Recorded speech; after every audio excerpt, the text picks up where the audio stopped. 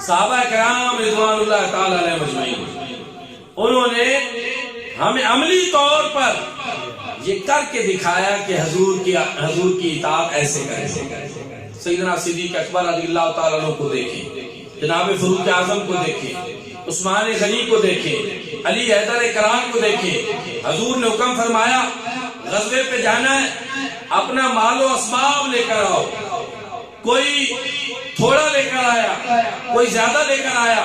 فاروق اعظم فرماتے ہیں میرے گھر میں مال و دولت کی ان دنوں فراوانی تھی، آدھا مال لے کر آیا اور میں یہ سمجھ رہا تھا کہ اس مرتبہ میرا مقابلہ کوئی نہیں کر سکتا، لیکن اسی عالم میں سیدنا صدیق اکبر رضی اللہ تعالیٰ عنہ اپنے گھر کا جب حضور نے فرمایا مال لے آؤ تو پھر انہوں نے گھر میں کوئی چیز نہیں چھوڑی، گھر کا سارا مال لے کر مصطفیٰ کریم کے قدموں پہ بچھا دیا۔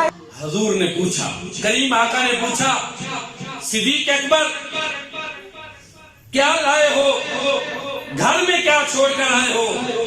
جواب سنیے، اب قید لہم اللہ ورسولہ، اس کا ترجمہ علامہ اقبال قلندر لاہوری نے اس انداز میں کیا کہ پروانے کو چراغ بلبل کو پھول بس، اب قید لہم اللہ ورسولہ، گھر میں کیا چھوڑ کر آئے ہیں؟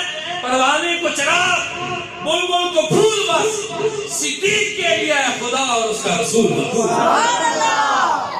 کوئی چیز اور نہیں چھوڑی۔ اب قید لہم اللہ ورسولہ، گھر میں اللہ اور اس کا رسول چھوڑ گئے۔ اب صدیق اکبر نے جب یہ کہا کہ گھر میں اللہ اور اس کا رسول چھوڑ کر آیا ہوں، تو ان کی توحید پہ تو کوئی فرق نہیں پڑا، کیونکہ انہوں نے اللہ کی بھی بات کی، ساتھ اس کے اور ہمیں پیغام دیا۔